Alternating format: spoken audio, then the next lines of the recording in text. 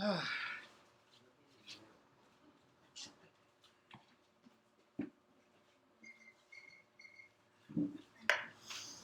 Vamos a orar, hermanos, para pasar el tiempo de la exposición de la santa palabra de nuestro buen Señor. Nuestro buen Dios y Padre, te agradecemos mucho la bendición que nos regalas de estar juntos, reunidos para llevar a cabo el estudio de tu hermosa palabra, el estudio, Señor, de estas palabras de vida. Como dice ese precioso himno, oh, repítemelas otra vez, esas palabras de vida, Señor, esas palabras con las cuales tú, Señor, al haber sido predicada a nuestras vidas, Señor, que eran simplemente vidas biológicas, vidas de supervivencia, llegaron para darnos vida, vida en abundancia, para que pudiéramos, Señor, nacer de nuevo para recibir con gozo y con alegría estas palabras de vida. Señor, te pido humildemente que me ayudes a llevar a cabo una exposición que edifique a mis amados hermanos, que les lleve, Señor Dios, a una comprensión mayor, a mí también, de la gloria de tu ministerio aquí en la tierra, de la gloria de la misericordia que tú derramaste para cada uno de nosotros, que hoy podemos llamarnos hijos tuyos, que desde tiempos, Señor, muy antiguos han venido al conocimiento de tu salvación. Gracias por este día precioso, en el santo nombre de Cristo Jesús. Amén. El día de hoy estamos terminando ya el capítulo 9 del Evangelio según Mateo. Vamos a estudiar los últimos versículos y les pido por favor que me acompañen a Mateo capítulo 9, versículo 35 en adelante. Mateo capítulo 9, versículo 35 y en adelante. Dice así la palabra de Dios. Recorría Jesús todas las ciudades y aldeas, enseñando en las sinagogas de ellos y predicando el evangelio del reino y sanando toda enfermedad y toda dolencia en el pueblo. Al ver las multitudes, tuvo compasión de ellas porque estaban desamparadas y dispersas como ovejas que no tienen pastor. Entonces dijo a sus discípulos: a la verdad la mies es mucha, mas los obreros pocos. Rogad pues al Señor de la mies que envíe obreros a su mies. El día de hoy estamos culminando, ¿verdad?, con esta porción. Encontramos este pasaje paralelo en el libro de Marcos, capítulo 6, versículo también 6 y 34. En Lucas, capítulo número 10, versículo número 2. Y por supuesto, este pasaje que acabamos de leer en Mateo es una preciosa remembranza de algo que ya fue dicho previamente y que nos habla del ministerio del Hijo del Hombre. Algo que hemos visto desde el capítulo 8 es que el Señor se revela como el Hijo del Hombre. Y dice en el versículo 35, recorría Jesús todas las ciudades y aldeas, enseñando en las sinagogas de ellos y predicando el evangelio del reino y sanando toda enfermedad y toda dolencia en el pueblo. Es como si Mateo estuviera viendo un poquito hacia atrás y recordándonos lo que ya nos había dicho en el capítulo 4 del mismo evangelio de Mateo. Recuerden que en Mateo 4 está preparando el escenario de una manera muy habilidosa como escritor para dar pie entonces a lo que fue el Sermón del Monte. En 4:23 encontramos esta expresión: y recorrió Jesús toda Galilea, enseñando en las sinagogas de ellos y predicando el evangelio del reino y sanando toda enfermedad y toda dolencia en el pueblo. Aquí en el capítulo 9 alude a las ciudades y aldeas. Allá en el capítulo 4 hizo referencia a toda Galilea. Lo que está haciendo es decir, ahora ya no nada más se concentra en Galilea, ahora el Señor va a comenzar a ampliar su radio de ministerio, ¿verdad? Es que es cierto que aquí nos habla de este ministerio extensivo de nuestro precioso Señor Jesucristo. Pero poco a poco vamos a ver cómo va a ir cambiando este relato. El terreno sigue siendo en Galilea, ¿verdad? Y vamos a ver que así seguirá, pero ya con vistas a un territorio más amplio que él irá avanzando. Encontramos que es hasta el capítulo 15, de Mateo en el versículo 20, que es cuando él termina su ministerio en Galilea. Dice así en 15:20, Mateo capítulo 15, dice: estas cosas son las que contaminan al hombre, pero el comer con las manos sin lavar no contamina al hombre. Saliendo Jesús de allí era Galilea, se fue a la región de Tiro y Sidón, hacia el norte. Así es que observen, está preparando el terreno para el ministerio extensivo de nuestro Señor. Estoy hablando de Mateo capítulo número 9. Hasta este momento todo se ha centrado en el interés que tiene Mateo y que Mateo quiere plantar en nuestras mentes como lectores de este libro, primero a los judíos, que eran, recordemos, su primer auditorio, y por extensión a nosotros en los futuros tiempos. Él nos va a hablar de que él tiene un énfasis en las palabras de Jesús. ¿Cuál es el énfasis de todo Mateo? Las palabras, las enseñanzas de nuestro Señor Jesucristo.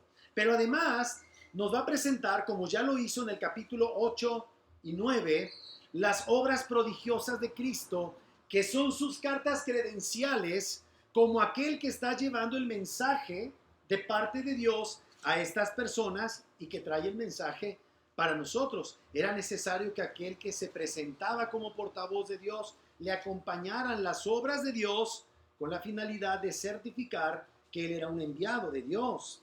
Así es que a estas obras prodigiosas de nuestro Señor el pueblo responde inicialmente con entusiasmo. Pero ¿cómo respondieron los escribas? Pues con un gran contraste, porque ellos eran muy antagonistas. Ellos eran personas que se oponían. Y lo que vamos a ver, como ya hemos venido viendo, es cómo va acrecentándose este antagonismo, esta indisposición, este rechazo hacia nuestro Señor Jesucristo. A partir de ahora, a partir de este momento, vamos a ver cómo van a haber reacciones muy colmadas de emociones en cada uno de aquellos que van a estar teniendo encuentros con nuestro Señor Jesucristo. Recordemos, lo primero es que hay una acusación vil por parte de los fariseos. ¿Qué dijeron estos perversos en el versículo 34 previo al pasaje que estamos estudiando el día de hoy? Dijeron en 9:34, pero los fariseos decían: por el príncipe de los demonios echa fuera a los demonios. Esto lo dijeron de una manera descuidada, pero aún lo van a volver a repetir. Capítulo 10, versículo 25. Dice el Señor: bástale al discípulo ser como su maestro y al siervo como su señor. Si al padre de familia, refiriéndose a sí mismo, si al padre de familia llamaron Beelzebú, ¿cuánto más a los de su casa? Se va a repetir otra vez esta idea en el 12:24. Mas los fariseos al oírlo decían: este no echa fuera los demonios, sino por Beelzebú, príncipe de los demonios. Tremenda condición del corazón de estos perversos. Y luego en el versículo 27, el Señor les dice: y si yo echo fuera los demonios por Beelzebú, ¿por quién los echan vuestros hijos? Por tanto, ellos serán vuestros jueces. Recordemos que había incluso ministerios de fariseos, de judíos itinerantes, como los hijos de ese tal Esceva que aparecen en Éfeso, ¿verdad? Los cuales, mediante una serie de conjuros, echaban fuera demonios.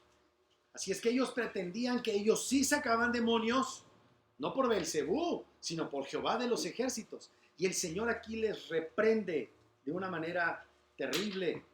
Ahí mismo en el versículo 14 de Mateo 12,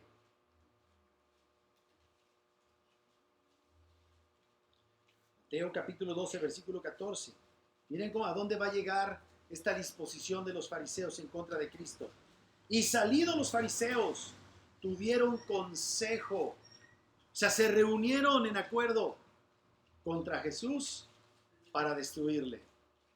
Al final de cuentas, lo que sale de nuestra boca puede convertirse en acciones, amados hermanos. Todo comienza con un pensamiento, una idea, que después se convierte en palabras y puede terminar en la acción misma. Debemos ser cuidadosos. Por supuesto, no estoy diciendo que ustedes sean fariseos, ¿verdad? Blasfemos. Pero observen esto. Y esta es la condición de los perversos. Esta semana tuve una conversación también con una persona que me dejó muy impresionado por las palabras de desdén hacia un compañero de trabajo. Me hizo pensar en cuando yo he hecho esas expresiones de las personas. Qué terrible es hablar con esa dureza, con ese desprecio por la vida ajena. Y aquí vemos a estos perversos fariseos simplemente siendo lo que son, pecadores irregenerados, irredentos. Ese entusiasmo también que vamos a observar en la gente por el profeta de Nazaret, como le llamaban a nuestro Señor Jesucristo, es de naturaleza también meramente carnal. No es un entusiasmo, por así decirlo, de índole espiritual, porque no se convertían, solamente se asombraban. Cuando resultó que el Señor no se ajustaba a sus expectativas, cuando el Señor no satisfacía sus esperanzas terrenales, se volvían en su contra. Mateo capítulo 11, versículo 20.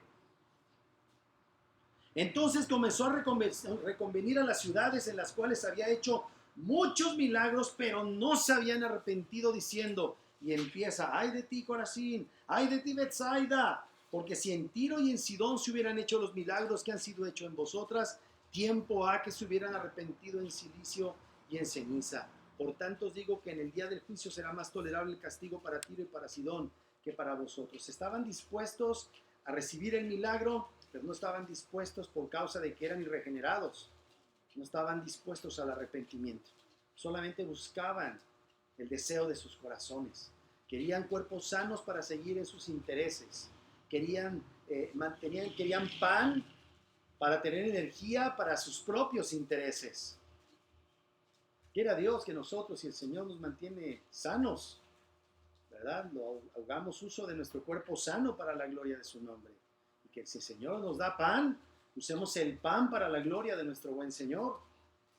Esta gente, pues, ¿verdad?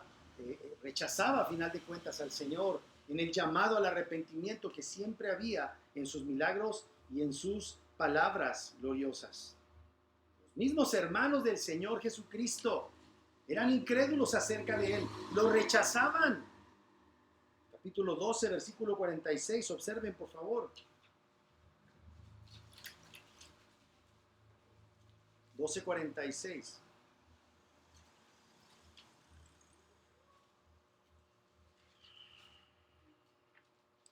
Mientras él aún hablaba a la gente, aquí su madre y sus hermanos estaban fuera y le querían hablar. Marcos dice que ellos vinieron porque pensaban que el Señor estaba fuera de sí, estaba como loco. Y le dijo uno, he aquí tu madre y tus hermanos están afuera y te quieren hablar. Respondiendo él al que le decía esto, dijo, ¿quién es mi madre y quiénes son mis hermanos? Y extendiendo su mano hacia sus discípulos dijo, he aquí mi madre y mis hermanos. Porque todo aquel que hace la voluntad de mi Padre que está en el cielo, ese es mi hermano y hermana y madre. ¿Qué está diciendo? Que sus hermanos carnales no estaban haciendo la voluntad de Dios. ¿Cuál era la voluntad de Dios? Creer en Cristo, arrepentirse. Y no lo estaban haciendo. Yo no estoy diciendo que María no fuera salva, por supuesto que lo era. Pero vemos aún cómo en esto María se dejó arrastrar por sus hijos en la locura de estos irregenerados hermanos de Jesús. Que muchos fueron convertidos o todos ellos se convirtieron hasta después de la resurrección. Ciertamente, sería difícil, ¿verdad?, que tuvieras a tu lado al Mesías y creyeras que él fuera el Mesías. Pero no como lo presentan, ¿verdad?, los evangelios apócrifos, en el sentido de que hacía cosas por capricho, ¿verdad? Porque el evangelio, según Pedro, decían que el Señor hacía pajarillos porque el puro gusto de impresionar del barro. Porque en una ocasión hizo que un adversario suyo se tropezara y se cayera por hacerle alguna broma o alguna maldad. Porque entre niños se hacen maldades. Los niños son re malos. Y dice, los niños y los borrachos dicen la verdad. Pues ni los niños ni los borrachos dicen la verdad, son mentirosos. Sí, pues es porque no pueden hablar. Así es que, amados hermanos, es tremendo esto. Sus hermanos no creían en él. ¿Por qué creemos tú y yo en él? Porque somos mejores que los hermanos. Por el bendito nuevo nacimiento, amados hermanos. Si realmente hemos nacido de nuevo, hemos de creer en él. Pero no vaya a ser que estemos dispuestos a los beneficios de Cristo y no a Cristo mismo, que es el beneficio supremo de Dios. Pero verlo así, amados, es un asunto del poder de Dios obrando en los corazones de hombres muertos en sus delitos y pecados. Y no es de ninguna manera nada de lo que nosotros debamos ufanarnos. La gente de su propio pueblo, nos dice la palabra de Dios. Mateo capítulo 13, versículo 57. La gente de su pueblo no creía en él y se escandalizaban de él. Pero Jesús les dijo, no hay profeta sin honra, sino en su propia tierra, y miren nada más esto, y en su casa.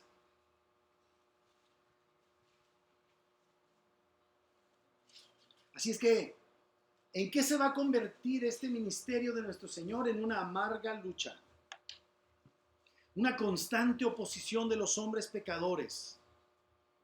Hay una interrelación. Cuando hablamos de la obra salvífica de Cristo, no solamente hablamos de su cruz, hablamos de su vida. No solamente su muerte nos salva, su vida nos salva, amados hermanos. Y cuando hablamos de su vida de cumplimiento perfecto de la voluntad de Dios, de la ley que Dios había revelado, hablamos de lo que se conoce como la obediencia activa de Cristo, a mandamientos positivos, a mandamientos negativos que Dios había dado, y a Cristo cumpliéndolo en todas las dimensiones, moral, civil, religioso, permaneciendo para nosotros esta dinámica de la ley moral para los que hemos creído en Cristo, pero Él siempre obedeciendo la ley de Dios. Pero ¿sabes qué va a significar para nuestro Señor Jesucristo? Padecimiento.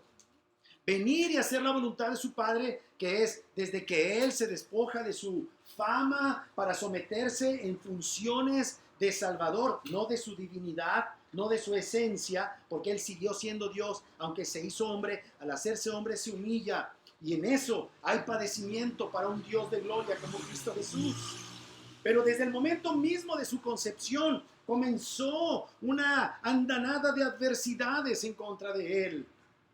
Y si nace en un lugar porque no querían recibir, en un sentido el hombre no supo, ¿verdad? El de la posada, pero todos los hombres de alguna manera oponiéndose a Herodes, queriendo matarlo. Y así en todas las etapas de su vida. Y cuando él llega a esta edad en la cual él va a llevar a cabo la voluntad de su Padre de una manera consciente, todos empiezan a oponérsele. Porque hay en eso también ya padecimientos de nuestro Señor, y eso es en un sentido la obediencia pasiva de Cristo, siempre entregado, varón de dolores, experimentado en quebranto. Si eso es cierto para Él, va a ser cierto para nosotros, hermanos. El padre de familia recibió oposición por hacer la voluntad de Dios. Nosotros torpemente, por causa de Cristo, es que podemos aspirar ahora a tratar de hacer la voluntad de Dios, pero habrá aflicción, como tuvo que enfrentarla Él.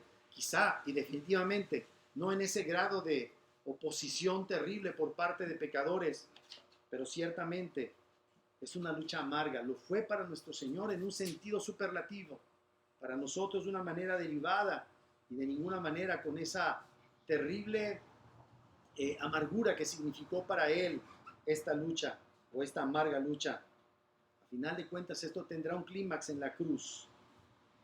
Por eso el Señor, hace un rato leímos, ¿verdad?, que en el capítulo 10, versículo 25 nos dice a nosotros, Mateo capítulo 10, versículo 25, Mateo 10, versículo 25. Bástale al discípulo ser como su maestro y al siervo como su señor. Si al padre de familia llamaron Belcebú, ¿cuánto más a los de su casa, hermanos?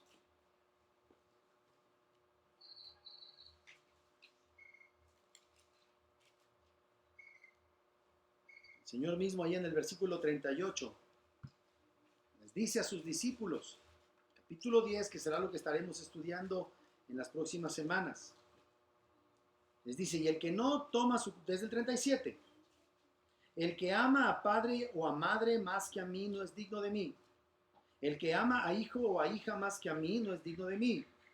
El que no toma su cruz y sigue en pos de mí no es digno de mí.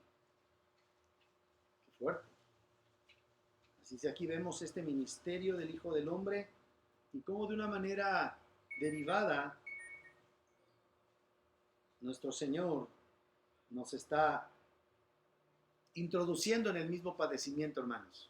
No es invitación, es que así va a ser. Lo segundo que vemos, versículo 36 del capítulo 9, es la motivación del Hijo del Hombre. La motivación del ministerio del Hijo del Hombre. La motivación del ministerio del Hijo del Hombre. Mateo nos va a informar de una manera muy específica que esta misión que llevó a cabo nuestro Señor Jesucristo de salud y de predicación del Evangelio era su compasión, era su empatía. Dice el versículo 36. Mateo capítulo 9, versículo 36. Y al ver las multitudes, tuvo compasión de ellas, porque estaban desamparadas y dispersas como ovejas que no tienen pastor. Todo indicaría que el Señor quizá estaba en un lugar alto y estaba observando a las multitudes. Ahora se habla de mucho de las multitudes en las iglesias. Y yo no dudo que el Señor no pueda salvar multitudes, por supuesto que lo puede hacer. Somos una multitud de cristianos en este momento mismo sobre la tierra. En aquel momento el Señor en su ministerio terrenal, inferimos que en algún lugar relativamente alto puede observar a esta multitud de personas y lo que Él experimenta es compasión pura por estas multitudes. Algunos de estos de la multitud están buscando salud física. Algunos otros llevan a sus enfermos a Jesús. La mayoría de ellos seguramente iban sin la paz de Dios, sin la paz con Dios. Esta paz que sobrepasa todo entendimiento que solo Dios puede dar. Por eso el Señor los ve así, desamparados. Están oprimidos además de su propia circunstancia personal por toda la serie de ordenamientos, toda la serie de leyes adicionales que sus líderes espirituales, que sus líderes religiosos imponían sobre ellos. Por eso el Señor en el 11:28 les dice: venid a mí todos los que estáis trabajados y cargados, y yo os haré descansar. A estas multitudes el Señor les dice: vengan a mí. En el capítulo 15, versículo 14, también encontramos estas palabras de nuestro Señor.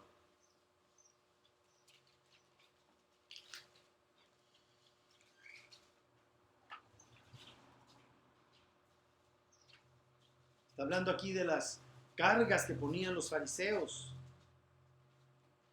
Y está hablando del ministerio de los fariseos de una manera terrible. Versículo número 13. Pero respondiendo él dijo: toda planta que no plantó mi Padre Celestial será desarraigada. Dejadlos.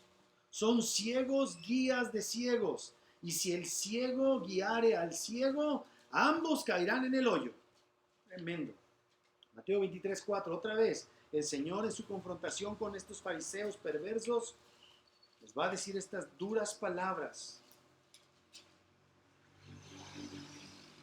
Versículo 2. En la cátedra de Moisés se sientan los escribas y los fariseos. Así que todo lo que os digan en términos de la cátedra de Moisés, que es la exposición de la ley de Moisés. En la cátedra de Moisés se sientan los escribas y los fariseos. Así que todo lo que os diga que guardéis, guardadlo y hacedlo. Mas no hagáis conforme a sus obras, porque dicen y no hacen, porque atan cargas pesadas y difíciles de llevar y las ponen sobre los hombros de los hombres, pero ellos ni con un dedo quieren moverlas. Antes hacen todas sus obras para ser vistos por los hombres, pues ensanchan sus filacterias y extienden los flecos de sus mantos. Y aman los primeros asientos en las cenas, y las primeras sillas en las sinagogas, y las salutaciones en las plazas, y que los hombres les llamen rabí, rabí. Si es que de hecho, mis amados hermanos, recordemos que nuestro Señor en el Sermón del Monte nos habló de la correcta interpretación de la ley de Moisés. Pero estos que hacían, sumaban, adicionaban leyes a la ley de Moisés y además, mediante una serie de tecnicismos y una serie de cuestiones legaloides, eludían el cumplimiento de la ley y le daban su interpretación personal a la ley. ¿Qué sucedía con esto? Ponían pesadas cargas y por eso el Señor dice ahí que Él veía a estas multitudes como ovejas que no tenían pastor, como ovejas desamparadas. Estos fariseos no buscaban la voluntad de Dios.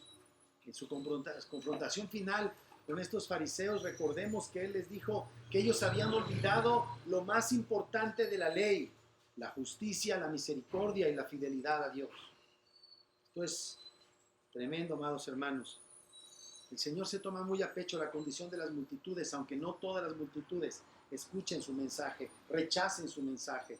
El hecho de que el Señor en su misericordia haya escogido a algunos para la salvación, eso no quiere decir que el Señor se alegre en la destrucción de los impíos. De ninguna manera, amados hermanos, porque el Señor no está escogiendo de entre gente buena, está escogiendo de entre malvados para, por causa de la gloria de su gracia, llevarse honor al salvar a pecadores, al enviar a su Hijo a pagar por sus pecados en esa cruz, y al dejar a los otros, dejarlos en ese sentido salvífico a la elección que ellos han hecho. Pero eso no quiere decir que Él no se duela por esas almas. El Señor se duele por los malvados, pero no obstante Él tiene que ser justo. El Señor es movido por una profunda compasión, lo que ahora llamaríamos empatía, el ponerse en la situación penosa que experimenta otra persona, lo que llamamos ponerse en los zapatos del otro. Los pesares de las multitudes son las cosas que le pesan a Cristo. El hecho de que una persona que no cree en el Evangelio experimente una situación terrible no significa que Dios no se conmueva, que Dios no se acongoje por esa circunstancia. Al final de cuentas, Dios, por aquellos que han sido tratados con injusticia, salvos o no salvos, aquellos que el Señor ha visto sufrir cosas indecibles por perversos, Dios va a llevar a cabo su justo juicio contra esos malvados. Se conmueve profundamente y siempre está ansioso por ayudar a la gente. Mateo 8:17.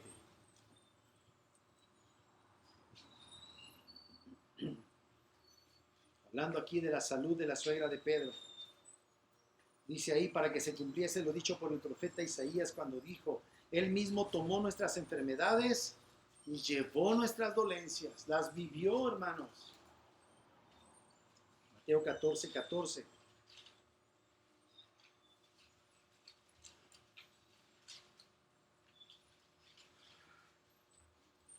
Y saliendo Jesús, vio una gran multitud y tuvo compasión de ellos y sanó a los que de ellos estaban enfermos. ¿Cuántos de esos enfermos se habrán convertido? No lo sabemos, pero Él fue movido a misericordia. Mateo 15:32. Y Jesús, llamando a sus discípulos, dijo, tengo compasión de la gente. Está hablando aquí de la multiplicación de los panes. Porque ya hace 3 días que están conmigo y no tienen qué comer. Y enviarlos en ayunas, no quiero, no sea que desmayen en el camino. Qué impresionante es Jesús. Esta misma gente, en Juan, lo va a buscar y le va a pedir de comer.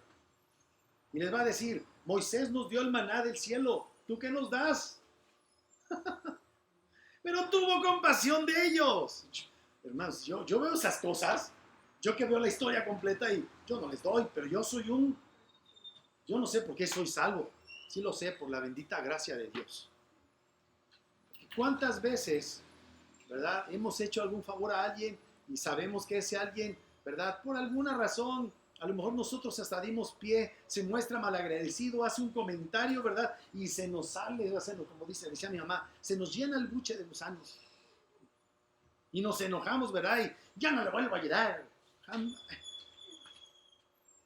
Esta semana salió publicado ahí un convoy, ¿no? De el señor Mencho. Y ahí están ahí los payasos esos, ¿verdad? Y mamarrachos.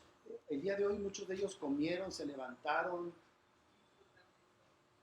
Les cae el sol, les cae la lluvia. Pero no se arrepienten. Pero no obstante, Dios es bueno. Ellos son malos, nosotros somos malos, hermanos. Ya no como éramos de malos, pero también somos malillos. Los cristianos somos re malillos, feos. Deberíamos arrepentirnos de esas maneras de actuar que tenemos. Miren lo que dice ahí, el Señor da una parábola.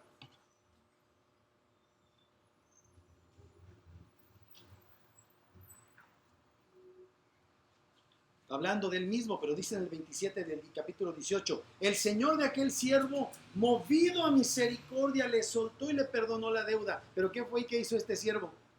Por una deuda de veras de risa. Dice que lo mete a la cárcel al otro y no tuvo compasión de él. Capítulo 20, perdón, versículo 34.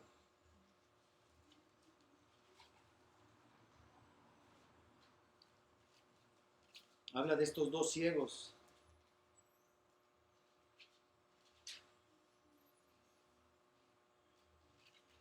Y dice en el versículo número 34, entonces Jesús compadecido les tocó los ojos y enseguida recibieron la vista y le siguieron. No, en cada ocasión que tú has experimentado alguna pérdida, algún dolor, el Señor se compadeció de nosotros. Hasta cuando te ha dolido la muela porque no nos lavábamos bien los dientes, hasta en eso el Señor se ha compadecido de nosotros. Sí, ya sé que no hay cura en este momento para el coronavirus, pero Dios nos ha hecho nacer en una época en donde sí podemos tomarnos una aspirina, un paracetamol, que vayas al seguro y solo te den paracetamol. Es motivo de darle las gracias a Dios porque para paracetamol tienes. Dios es muy bueno. Y la motivación en todas sus acciones es la compasión. Los ve como ovejas cuyo pastor los ha dejado abandonados. Ahí están estas ovejas pereciendo en regiones áridas.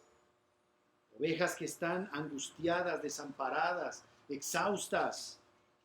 Y saben que es muy interesante porque cuando pensamos en el símil que el Señor ocupa, el símbolo de las ovejas, no hay animal doméstico más dependiente e indefenso que las ovejas. No tienen garras, no tienen colmillos, son completamente dependientes. No sé si han visto una donde está un hombre tratando de sacar a una oveja, finalmente la saca y se desbarranca del otro lado. Las ovejas son muy vulnerables. Y así nos ve el Señor. Y no nos sentimos, ¿verdad? El Señor Mencho, que les den un balazo y les vuelen una pata y ahí se va a acabar la valentía. Y ahí se les va a olvidar el Señor Mencho. Porque somos vulnerables. Eso es cierto respecto de ellos y respecto de cada uno de nosotros, amados hermanos. Somos muy limitados, muy finitos. Y el Señor nos compara como ovejas. Estas ovejas del pueblo de Israel que requiere de verdaderos guías y pastores.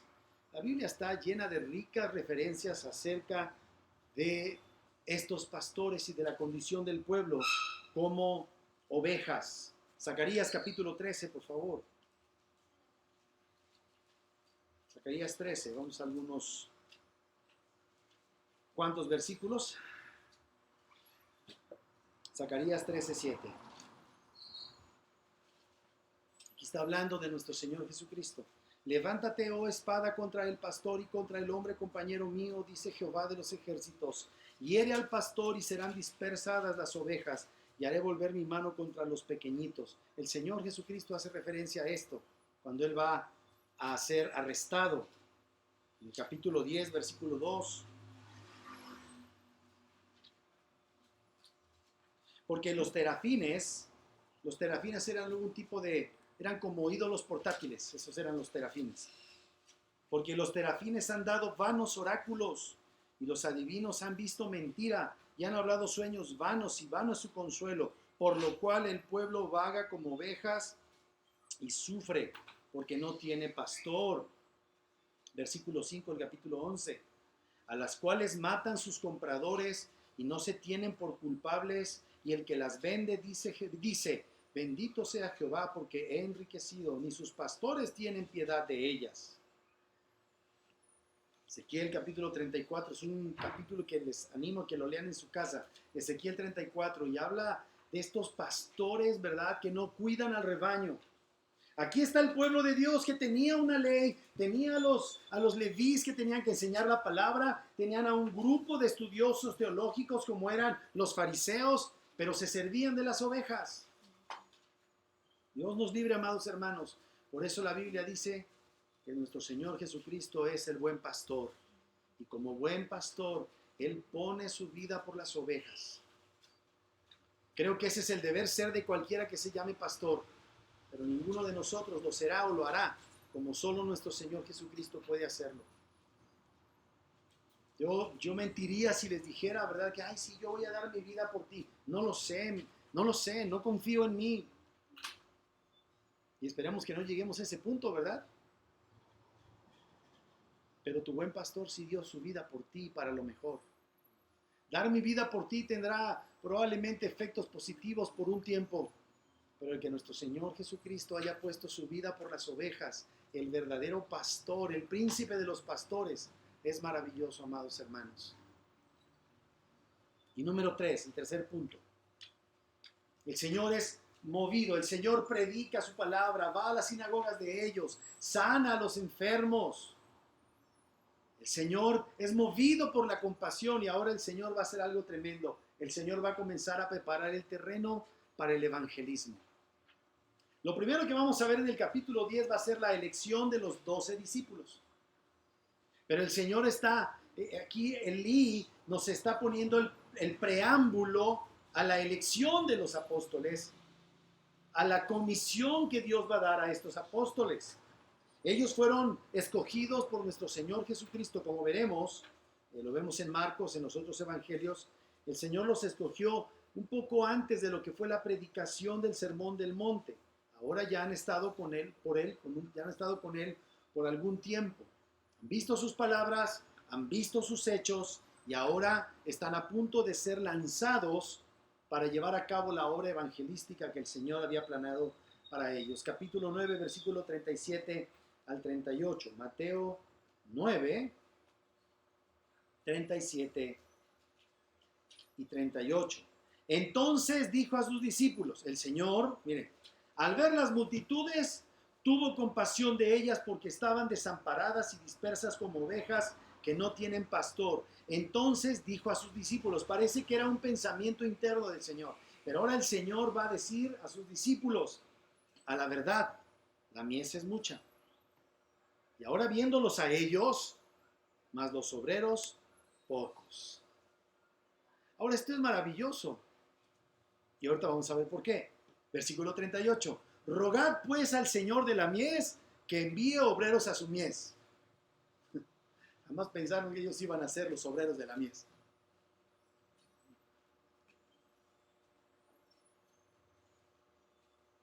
Ahora ellos, de una manera limitada, cada uno de ellos, van a llevar la responsabilidad de predicar el mensaje que salva, el mensaje que rinde gloria a Dios por medio de la salvación de pecadores. Ahora el Señor Jesucristo les está diciendo que ellos compartirán con Él este privilegio. Ahora el Señor, que ve a estas multitudes cargadas de culpa, cargadas de pecados, que van sin rumbo, o más bien hay un rumbo que es la muerte, que van al juicio final. Ahora el Señor se dirige a sus discípulos y les dice, ustedes deben orar, ustedes deben entender que hay mucho que se debe hacer. Es evidente que estas multitudes muestran un lamentable estado, una urgente necesidad de ser evangelizados para ser rescatados de su terrible situación. Ahora el Señor usa otra imagen. Primero usó para referirse al pueblo la imagen de la oveja que no tiene pastor, desamparada. Y ahora el Señor va a hacer uso de la figura, del símil, de la agricultura. Va a hablar acerca de la necesidad del trabajo arduo que significa cosechar el grano maduro. En aquellos tiempos, cuando no era como ahora, ¿verdad? Pero en aquellos tiempos se contrataba a las personas para que llevasen a cabo la cosecha. El Señor les dice, viene un trabajo arduo. Ustedes van a ayudarme a mí en la cosecha del grano maduro. Les llama, también en otra parte les llama la mies a esto, ¿verdad? La mies es, bueno, aquí mismo lo dicen en otros capítulos, la mies es mucha. Esto es un campo extenso que está listo para ser cosechados. Este grupo, esta mies, no son otros más que las ovejas perdidas de la casa de Israel. En el capítulo 10, versículo 6, desde el 5, dice, a estos 12 envió Jesús y les dio instrucciones diciendo, por caminos de gentiles no vayáis y en ciudades samaritanos no entréis, sino id antes a las ovejas perdidas de la casa de Israel. Entonces, este primer avance que en el cual el Señor va a enviar a los apóstoles, va a ser en el territorio de Israel para que vayan y prediquen a los de la casa de Israel. En su momento los va a enviar a otros lados.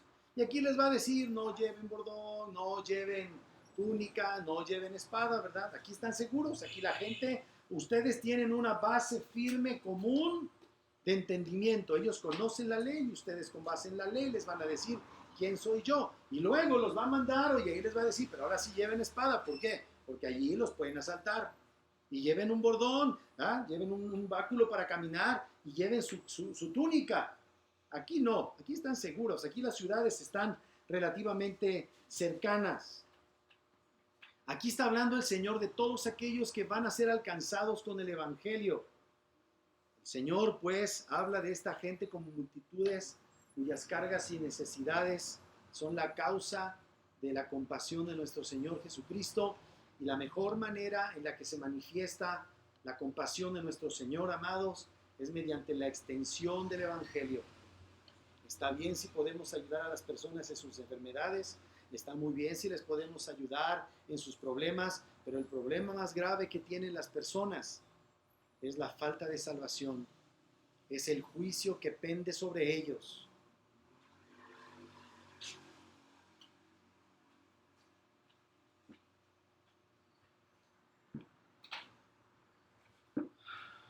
Ahora el Señor contrasta la gran mies con los pocos obreros que hay para esta labor. Esto requiere, de alguna manera, mis amados hermanos, no solamente un número correcto para la gran mies, sino una calidad correcta para llevar a cabo la mies.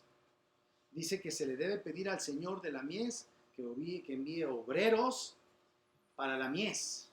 Aquí nos habla de una cierta calidad. Estos que van a la mies deben ser enviados por Dios. No van ellos solos, son enviados por Dios. No son nombrados por sí mismos. El Señor de la mies los designa para esa labor. Por eso en el capítulo 10, versículo 1, entonces llamando a sus 12 discípulos, les dio autoridad. Deben ser hombres que aman a Dios y que aman las almas. ¿De dónde surge esto de la compasión de Jesús? Y esta compasión es lo que debe llenar el corazón de los que llevan a cabo esta labor. Como dice la Biblia, ¿verdad? Bienaventurados los misericordiosos, porque ellos alcanzarán misericordia. Es el llamado que van a hacer estos hombres, un llamado universal, genuino, legítimo para todos los hombres. Cada vez que tengamos la oportunidad de predicar el Santo Evangelio, no estemos pensando si la persona es elegida o no. Nuestra labor es predicar el Evangelio, amados. Dios promete dar descanso a esas almas atribuladas. Dios hará la obra para aquellos que Él quiera que acuden a Él, y aún de los que no acuden a Él, Él tendrá compasión. Pero eso no significa de ninguna manera que Él dejará de ser justo. Porque si con nosotros, sobre quienes tuvo compasión para salvarnos, Él hizo a su Hijo nuestra propiciación por nuestros pecados, Él está siendo justo en eso. Tenemos que ver las cosas correctas. El Señor siempre presenta de una manera legítima su evangelio a todos los hombres. Que Él quiera hacer eficaz ese llamado es un asunto de Dios, es un asunto de la soberanía. A nosotros nos toca predicar sin distinciones el evangelio. Nada de que, ay, este re buena gente, nada más le falta ser cristiano, le voy a predicar. No, este sí, quién sabe si se convierta. Amados, tenemos que predicar el santo evangelio. Y debemos predicarlo como Dios nos ha dicho que lo hagamos. Pero ciertamente hablando de estos, los discípulos, de una manera muy especial. Ningún hombre ha tenido el llamado que los apóstoles para realizar la predicación del evangelio como ellos. A nosotros por extensión, por derivación, pero de ninguna manera somos los apóstoles, amados hermanos. De hecho, lo que hacemos es predicar el evangelio que ellos predicaron, reportar el reporte que ellos dieron, pero no pretender que somos los apóstoles, porque a nosotros este privilegio se nos hace extensivos. Dios está ocupado a causa de su compasión en la salvación de los hombres, de una manera especial en la salvación que es por la obra de nuestro Señor Jesucristo.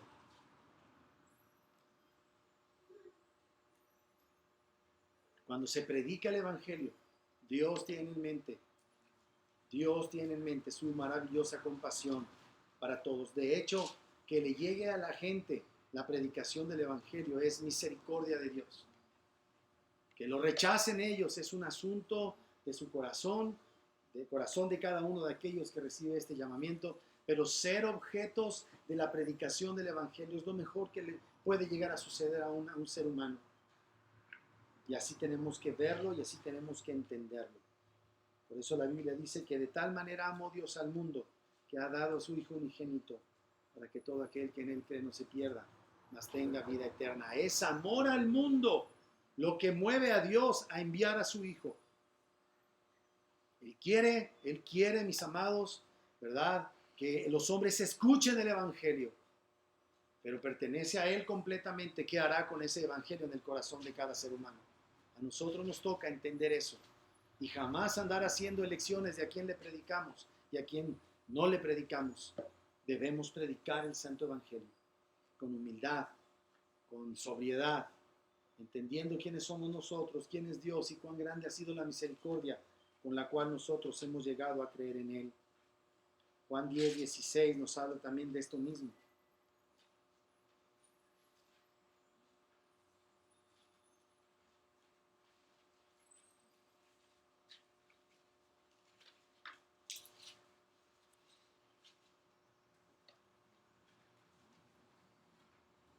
Desde el 14 dice: yo soy el buen pastor y conozco mis ovejas y las mías me conocen, así como el Padre me conoce y yo conozco al Padre y pongo mi vida por las ovejas. También tengo otras ovejas que no son de este redil. Aquellas también debo traer y oirán mi voz y habrá un rebaño y un pastor. Hechos capítulo 2.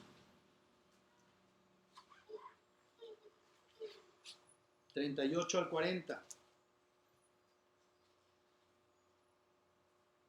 Pedro les dijo: arrepentíos y bautícese cada uno de vosotros en el nombre de Jesucristo para perdón de pecados y recibiréis el don del Espíritu Santo, porque para vosotros es la promesa y para vuestros hijos y para los que están lejos, para cuantos el Señor nuestro Dios llamare. Y con otras muchas palabras testificaba y les exhortaba diciendo: sed salvos de esta perversa generación. Romanos capítulo 10, versículo 1.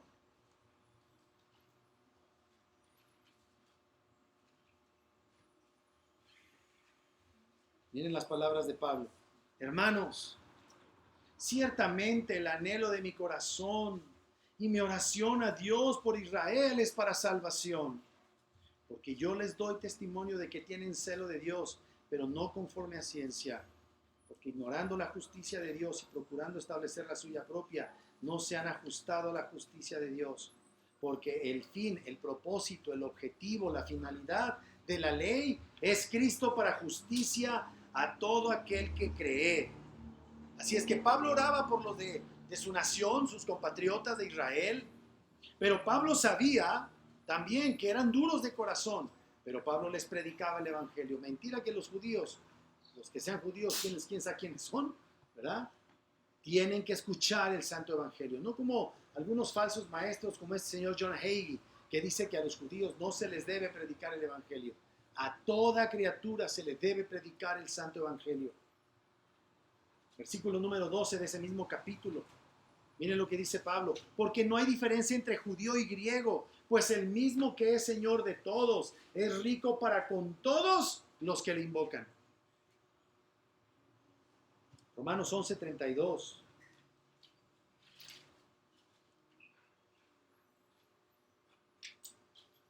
Porque Dios sujetó a todos en desobediencia para tener misericordia de todos.